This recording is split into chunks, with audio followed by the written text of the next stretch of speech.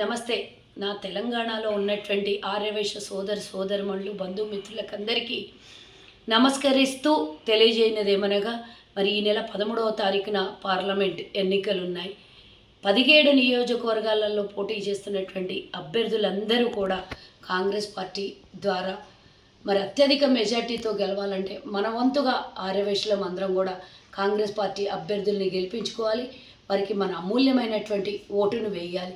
ఇదెందుకు సుజాత వచ్చి ఇలా అడుగుతుంది అని మీరు అనుకుంటారు, నాకు తెలుసు. కాబట్టి కొంతమేరకు అటు ఇటు స్ప్లిట్ అవుతున్నాయి మన ఓట్లని. మన కాంగ్రెస్ ప్రభుత్వము ఒకసారి సుజాతమ్మ అందరు ఆర్యవైశ్యులతో కాస్త మాట్లాడు అని చెప్పిన తర్వాత కూడా నేను చాలామందిని కలవడం జరిగింది. పూర్తి స్థాయిలో కలవలేకపోయాను 17 పార్లమెంటు స్థానాలలో. మరి సమయం చాలా తక్కువగా ఉండడం వల్ల ఇక 2 రోజుల్లో ఎన్నికలు ఉన్నాయి.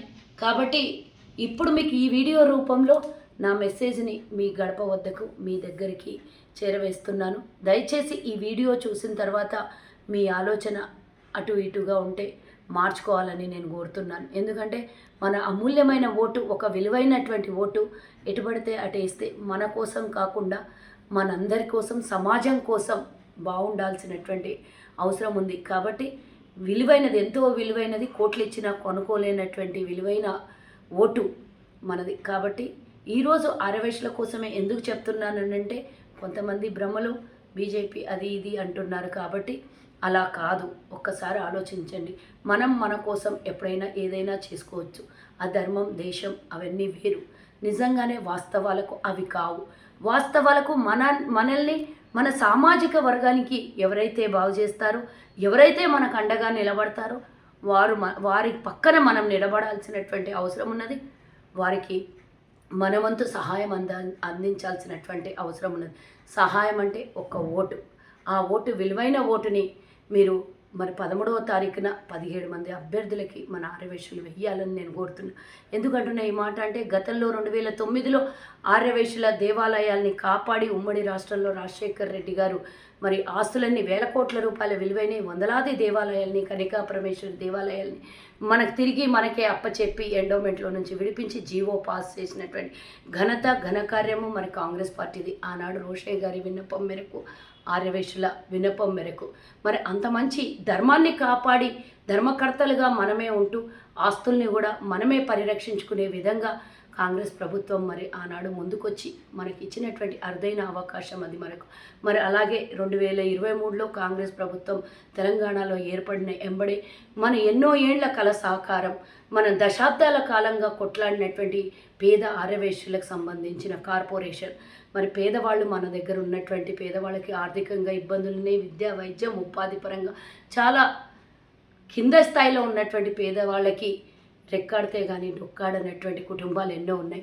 వారికి అండగా మనం ఎంత సాయం చేసినా ప్రభుత్వ పరంగా దక్కాల్సినటువంటి హక్కులు ఇప్పటి వరకు మనకు దక్కలేదు. కాబట్టి ఈరోజు మనకు ఆ అవకాశం వచ్చింది.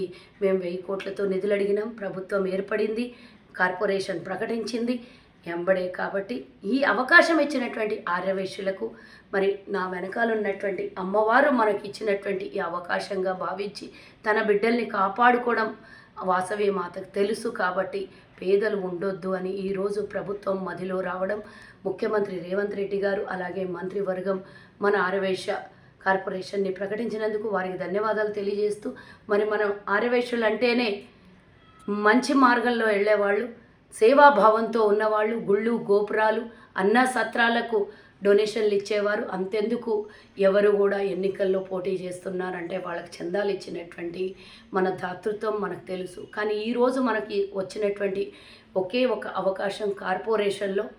ఈ కార్పొరేషన్ ఏర్పడిన తర్వాత మరి ఆ రుణం తీర్చుకునే అవకాశం వచ్చింది కదా. మనం రుణం ఉంచుకోం, అందరికీ తెలుసు. ఆర్యవైశ్యులు అంటే తిరిగి ఇస్తారనేది అందరికీ తెలుసు. కాబట్టి కార్పొరేషన్ ఏర్పాటు చేసినందుకు మనం ఒక ఓటు రూపంలో మరి తిరిగి ఇద్దాం. తెలంగాణలో 17 నియోజకవర్గాల్లో పార్లమెంటు స్థానాల్లో పోటీ చేస్తున్న అభ్యర్థులందరినీ కూడా గెలిపించుకునే మన వంతుగా సహాయపడి మరి ఒక్కొక్క ఓటు, ఒక్కొక్క చుక్క కలిస్తే సముద్రం అన్నట్టు ఆర్యవైశ్యుల ఒక్కొక్క ఓటు ఈరోజు అభ్యర్థుల గెలుపు కోసం మన రుణం తీర్చుకునే అవకాశం వచ్చింది. దయచేసి మన ఓటుని సక్రమంగా వినియోగించుకుందాం. మన ఓటుని మన పేద ఆర్యవైశ్యుల కోసం మనం ఈసారి నెక్స్ట్ నేను అడగదలుచుకోలేదు, కానీ ఇప్పుడు మాత్రం డెఫినెట్గా మనకి ఇచ్చినటువంటి ఏ అవకాశాన్ని రుణం రూపంలో ఉంచుకోకుండా అది ఓటు రూపంలో కాంగ్రెస్ పార్టీకి ఇద్దామని నేను కోరుకుంటున్నా. నా విన్నపాన్ని ప్రతి ఒక్కళ్ళు తెలంగాణ రాష్ట్రంలో ఉన్నటువంటి ఆర్యవైశ్యులు గమనించాలని కోరుతూ, అమ్మవారి అనుజ్ఞ మన మీద ఆజ్ఞ ఉంటుంది, మంచి నిధులు మనకు వస్తాయి. మనం వచ్చే 5 ఏళ్లలో ప్రభుత్వం ఏర్పడింది, అన్ని అవకాశాలు మనకు కావాల్సినటువంటివన్నీ పాలించుకునేటందుకు అడిగేటందుకు హక్కులు కూడా మనకున్నాయి. మనం ఓటేయకపోతే మనకు ధైర్యం కూడా సరిపోదు అడగడానికి. కాబట్టి ధైర్యంతో పాటు హక్కును కూడా వినియోగించుకుందాం. దయచేసి ఆలోచించండి. అక్కడ ఇక్కడ మన ఓటు పొరపాటున కూడా ఎక్కడ వేయొద్దు. చెయ్యి గుర్తు మీద 13వ తారీఖున ఓటు వేయాలని మీకు విన్నవించుకుంటున్నా. జై హింద్, జై వాసవి, జై కాంగ్రెస్.